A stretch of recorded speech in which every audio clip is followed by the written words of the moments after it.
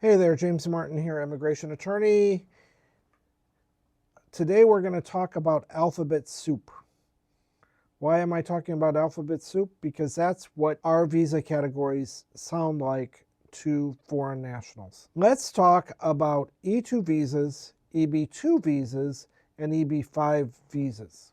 A lot of people come to my office and they want to know what their options are, and they start throwing letters and numbers around, and they're not really catching the difference between these types of visas.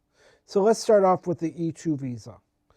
The E-2 visa is an investor visa for which you may or may not qualify depending upon whether you have money to invest. Usually it requires a minimum of $100,000 of investment funds that are from you or have been gifted to you, and this money must be actively invested in an enterprise in the United States that will create jobs over the next 5 years. And also, what you need to know about that is that it is a non-immigrant visa.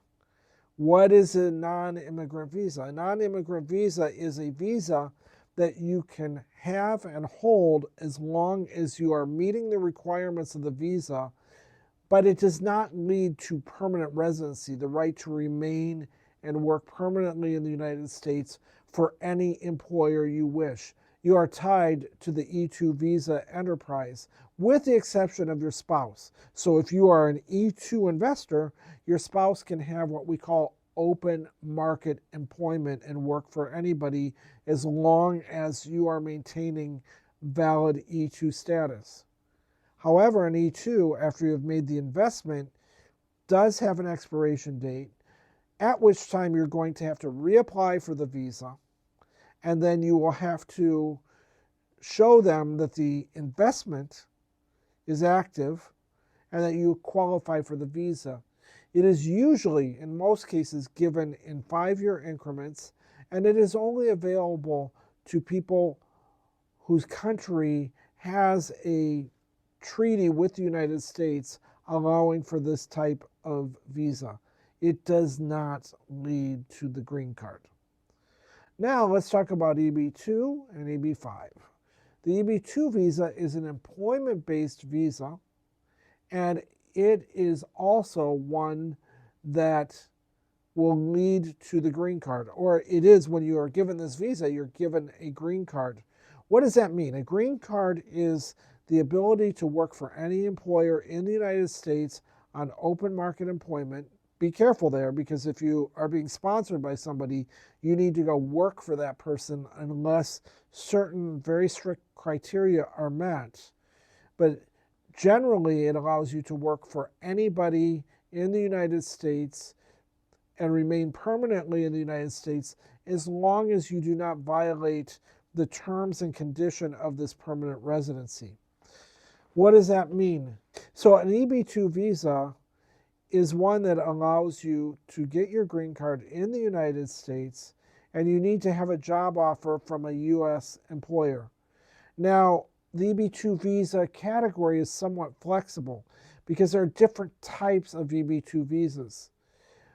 It generally requires an advanced degree, which is a master's or a PhD, and a job offer for which you file for a perm labor certification, which proves to the government that there are no willing, qualified, and available U.S. workers to fill your position.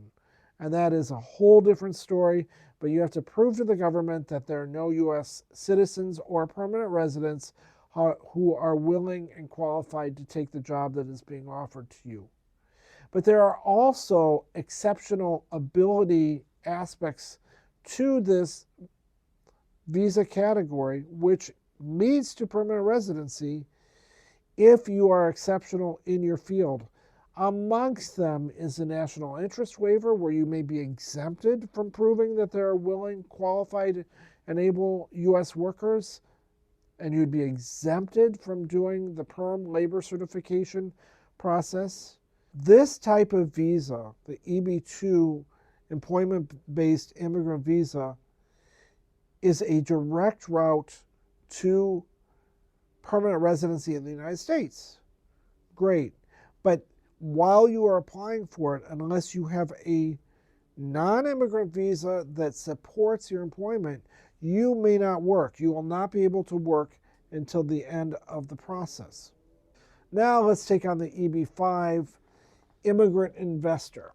There are two types of investment: $800,000 in a targeted employment area, which is lagging behind economically, behind the rest of the United States, or $1,050,000 as a standard employment-based EB-5 immigrant visa application. There are conditions that are attached to the EB-5.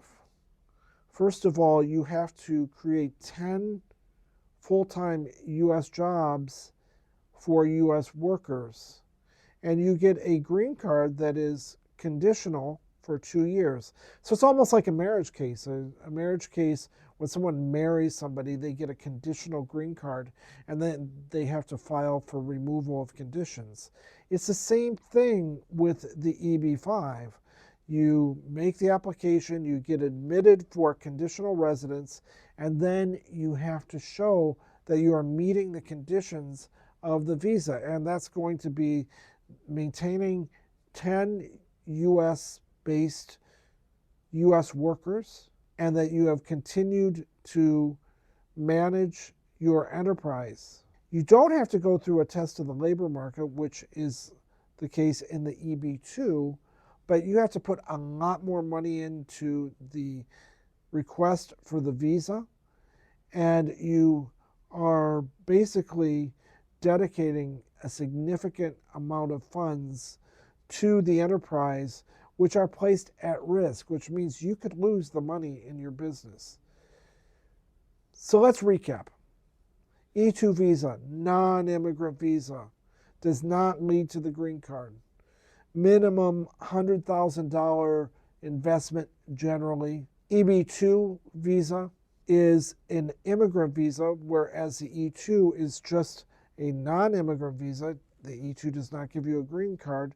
The EB-2 does give you a green card, but it requires a testing of the labor market, a perm labor certification, unless you qualify for some of the exemptions, and you do get your green card when the visa is issued.